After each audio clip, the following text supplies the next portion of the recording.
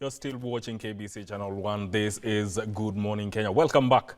My name is Mike Migwe. Now picture this. A farmer sprays his crops at dawn, hoping for a better harvest. But invisible residues may already be settling on his skin, his food, and by extension, his future. Now, according to Route to Food Initiative, over 30% of pesticides that are being used in Kenya are classified as hazardous, highly hazardous. 30% is no mean number.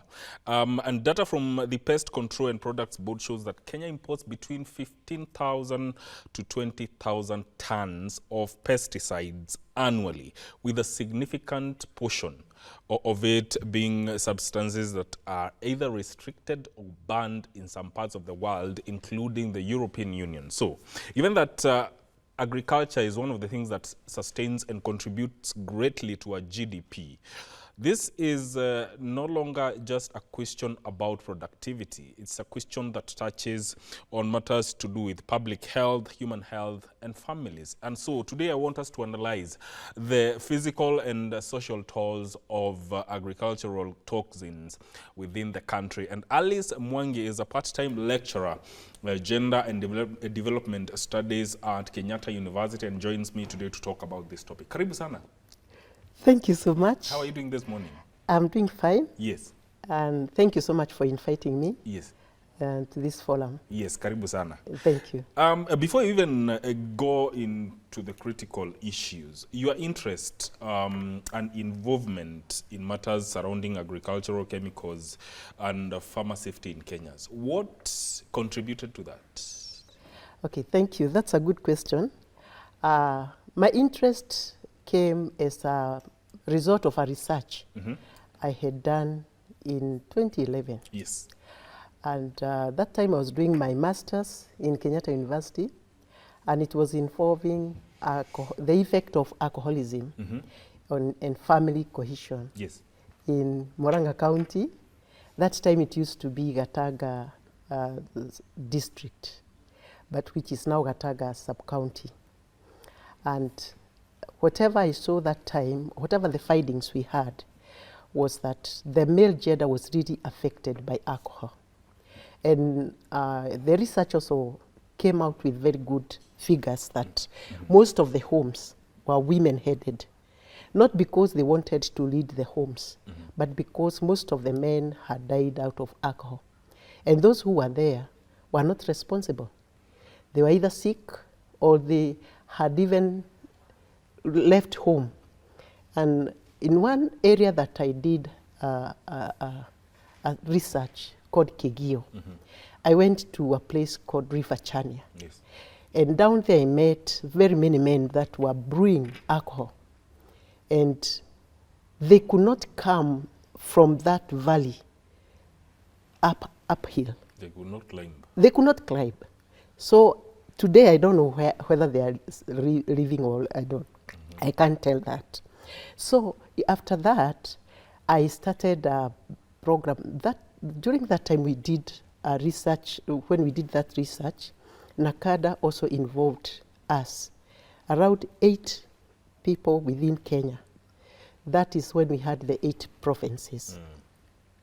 And my research was one of those that was taken, and they published it. And that is the time when there was an outcry of alcohol, you know, especially in central Kenya. And so I decided in my PhD, I'm going to do the same, but now do the intervention. And that is what I did. Again, we were sponsored, and I did not present this one as an academic presentation, because the minute it is presented outside, you cannot again go and present it in the university. True. So I had to write another one, and that is why I have delayed in getting my PhD. So I want to thank my supervisor, Professor Grace Gary. She has really worked with me all these years. She has never gotten tired. And even now, we are walking this path together. So as I was doing this one now, this thesis, I again went to the field. And the effect of alcohol is there. And you can even see women crying all over, not only in Central, even in other parts of this country. There is a lot of cry. But then I found another dragon that was hiding under alcohol. And this one was not coming out. People are not coming out the way they are coming out, saying, alcohol has done this, drug and substance abuse has done this to our young people. I found out something that was also scary, and that is now the effect of herbicides on the human, the farmers, and us consumers. And I said, because I'm a gender student, I'm a gender crusader, and what we do, ours is a social science, and we deal with social issues. We look at the issues that are affecting the society, and then we come out with solutions through research. We are not scientific, that we go to the laboratory to do an examination. We want to know how this parasite is moving. No, us is we go straight to the place where the problem is, and then we do that research. From what you've seen, how prevalent is it? The effects of the effects that we are talking about, how prevalent is it? It is this one needs data. Because for you to be able to say that this is how serious it is, you have to have data and say that according to what I did this place, this is how the rage is. But there is a lot of research that has been done.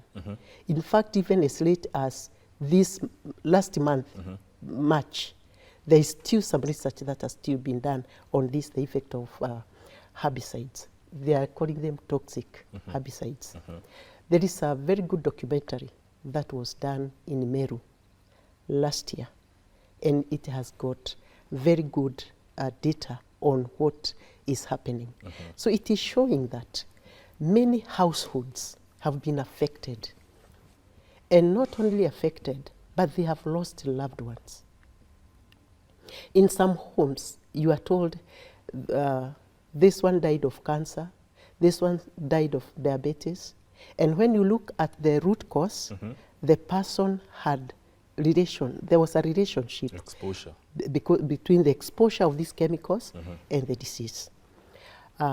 So this one now prompted me to have an interest in this area.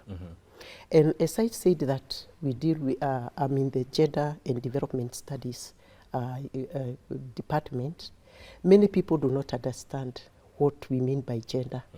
You'll find people say that maybe gender is women. Gender is women. No, gender is not women. I have heard even when we go for parties, they say, let the gender pray. So meaning let the women, gender is not about women. This is a socially and culturally constructed roles and behaviors that are ascribed to men and women. And they can change from one place to another. The way men behave in Western may not be the same way men behave in Central Kenya. The way men behave in Coast may not be the same way they behave in Nyanza. And so those culturally accepted behaviors are the ones that now rotate around gender. You have asked me about the prevalence. Who handles a lot of, who in the family tree, who is usually involved in the farming, especially subsistence farming? It is the women. And what is the ratio of women and men in Kenya? We know about 60% of this population is made of women and girls and children. We have a big range, meaning that when we use toxic chemicals, we are affecting the real fabric that really takes care of the household level. And this is the woman. And the men who spray also are at risk. That is now a gender issue, because we look at it from the men point of view. How are they affected? How are the women affected? Who sprays the crops? Who is this person called to come and spray our fruit trees, our vegetables? Do we call the woman in the village who comes with that pump? It's the men. Now, when you look at it, the way the use of chemical herbicides in Kenya, how has it evolved? And what are the underlying risks they pose to human health and the environment? Very good. Most of the herbicides and even the agricultural chemicals, by the way, they are rated in 4. Yes. There are those that are highly toxic. There are the moderately toxic. In Kenya, we are being told that we are using the highly toxic chemicals. Yes. So what is happening is that there are rules, there are regulations. We even have the ministry that takes care of the whole, from distribution even to the field. But then there is a lapse, there is a gap, and that is the gap that is making us have the problem we have today. And which is this gap? The gap is that the people who are using these chemicals could be illiterate. Maybe they have not been taught on the proper methods of handling these chemicals.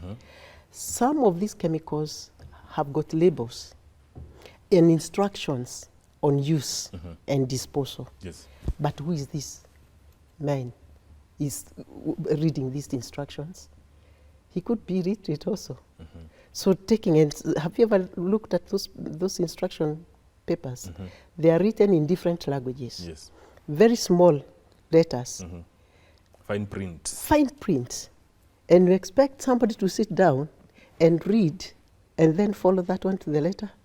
What they do, so that ignorance is the one that has posed the greatest danger, though the government has put everything in place.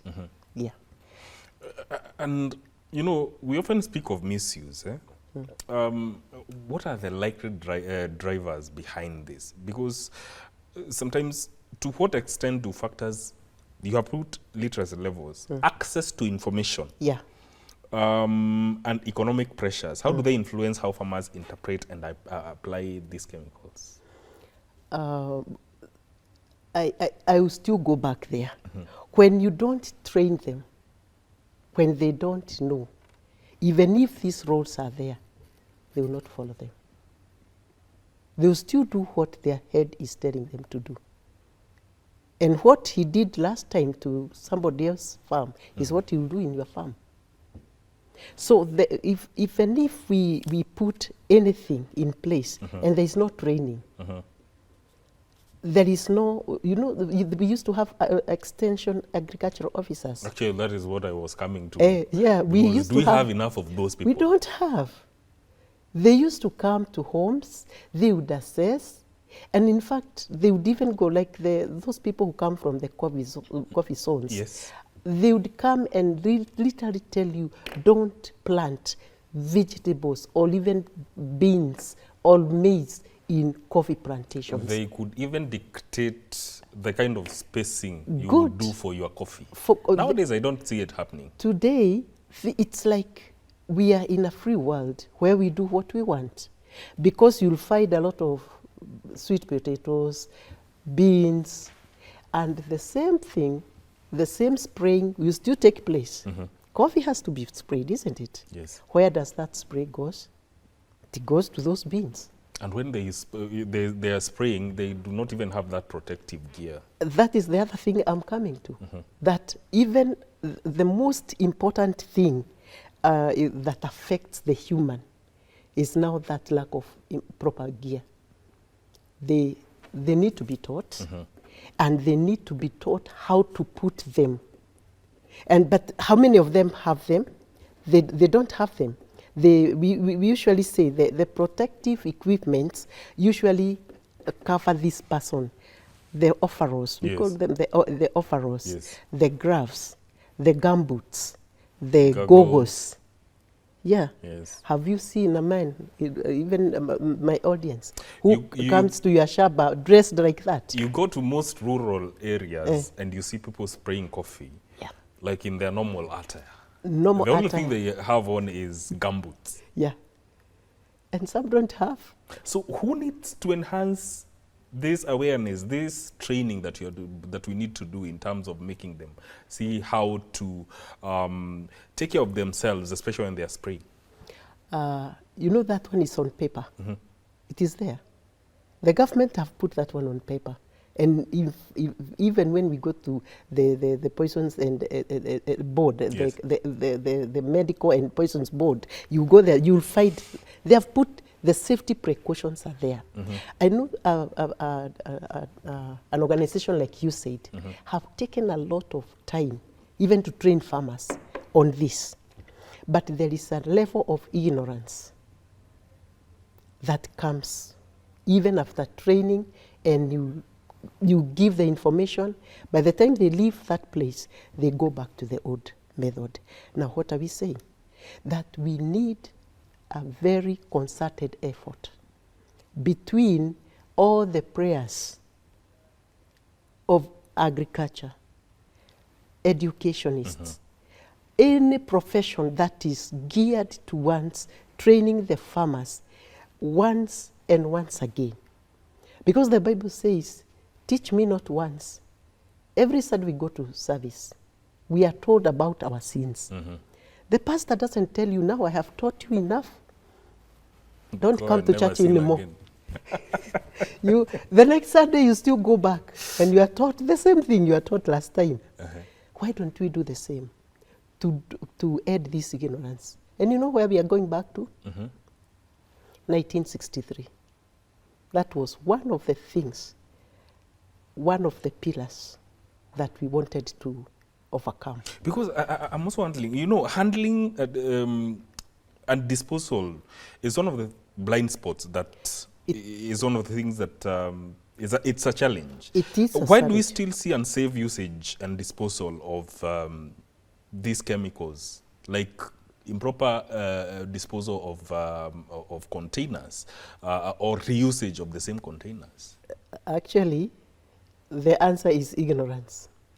They don't know. Immediately the farmer finishes with that sachet and puts it in the whatever container he's using. He doesn't remember that he was holding a sachet. Neither does he remember that he was holding a jerrycan or a pesticide container. He throws it out.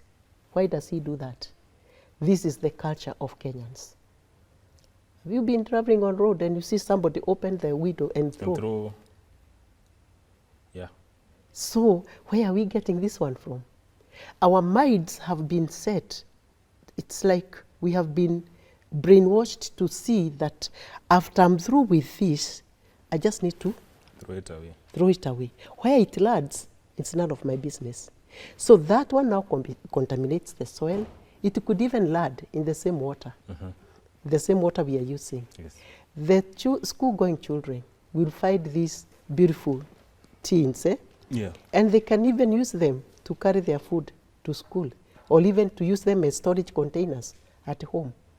Whereas the disposable methods are well explained, that some of those tins, you need even to perforate it. After you finish, so you have the graphs. Yes. You clean it more than 3 times, you perforate it, and then you pack it and put it in the designated places. Do we have those designated places? Nope. This is a problem. And what does that reveal about gaps in policy enforcement and farmer education?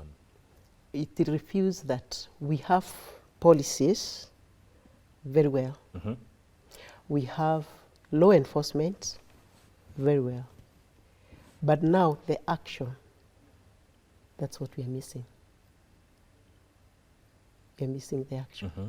And because it is the action that translates into knowledge, and it translates into understanding the repercussions of that carelessness that we have in handling such dangerous chemicals.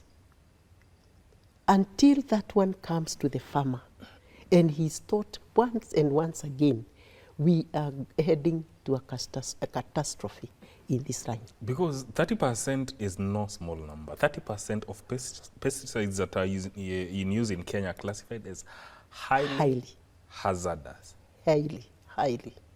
And we import between 15 to 20,000 tons of pesticides annually. That should be alarming. It's alarming, and I wish we had the people in that line here, but here, because it's education, we are not going to enter into that house so much. But we are going to say that when we import such things and we are bringing them to an ignorant group of people, it is like giving a gun to a small baby boy who saw a movie of people shooting each other, and then you give that gun to that child. Go and keep it for me. He can even say, let me try it on you, Daddy. Ama? Because he doesn't know. But if you tell him this thing is dangerous, this is how we keep it. A knife is dangerous, this is why we put it. This thing is dangerous, and that's how we need to teach our farmers. Most of them, they don't know. And I talked to one of them. I don't want to mention the name. And you know what this person told me? I went ahead and asked him, you have come to spray these fruits. He was spraying mango fruits. He was just himself. No gumboots, no nothing. I told him, can I give you a mask? I had a new mask in my bag. I gave him a mask. Guess what? The time I went and met him, he had removed the new mask and he had put on the old mask which had been washed so many times, and it was, in fact, it was useless. Then he told me, no, I couldn't use the new one because I'll preserve it. For what? Now, you can imagine, your guess is as good as mine. When we talk about exposure, what does it actually mean for the human body? Talk about the immediate and long-term effects that farmers and consumers are exposed to. Okay. The immediate ones are better than the long-term. Because the immediately you ingest it or you inhale it, or it comes in contact with your skin, you feel it. There is irritation, there is stomach problems, eye irritation, sneezing and all that, the ringing of the ears, and sometimes some people even can have hallucinations because of the extent of the chemical. But now these are the people now who are rushed to the hospital. And somehow after good management, they can recover. But not the worst one is the long term, which embeds itself in the body.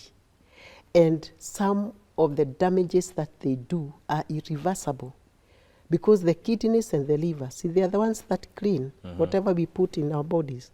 The minute they get tired of these toxins, you start now hearing so many cases of cancer, so many cases of diabetes, so many cases of hypertension, schizophrenia was not very common, but today it's there.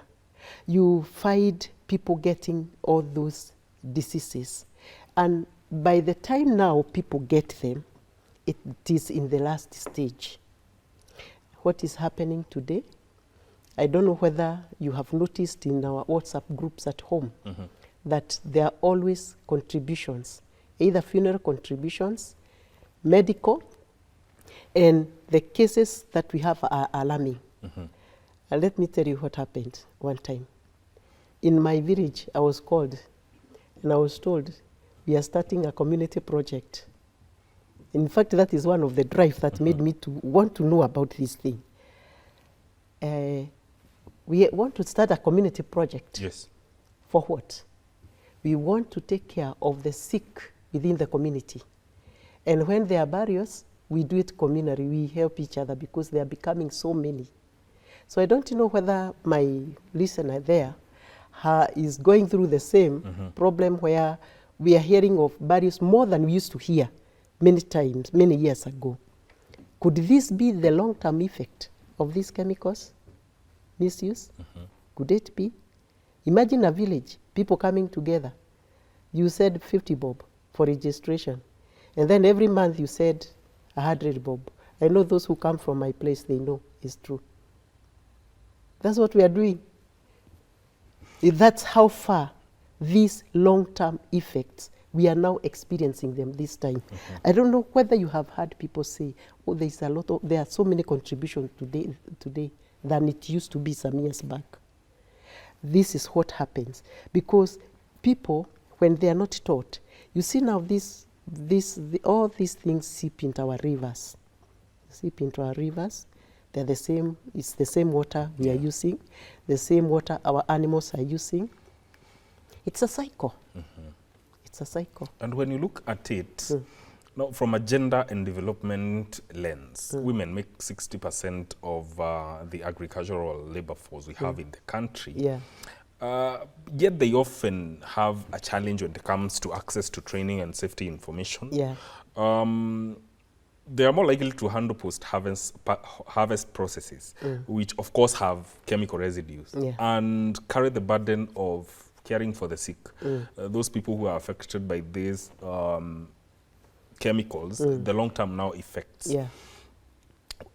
Is this why it has to be looked at from a development and gender lens? Yeah. That is why we have to look at everything, even agriculture. Every area we have to put a gender lens so that we see how is this vice affecting women? How is it affecting the men? How is it affecting the men, the boys and the girls in the society? And because women are the main prayers in this subsistence farming, they are the ones who come into contact with these chemicals after they have been sprayed. They are the ones who harvest. They are the ones who store. Do they know the proper storage processes? Do they know how much water content should be in maize before you store it? All theirs is just to harvest maize and then store it. And where? Where do they store? Do they have those stores?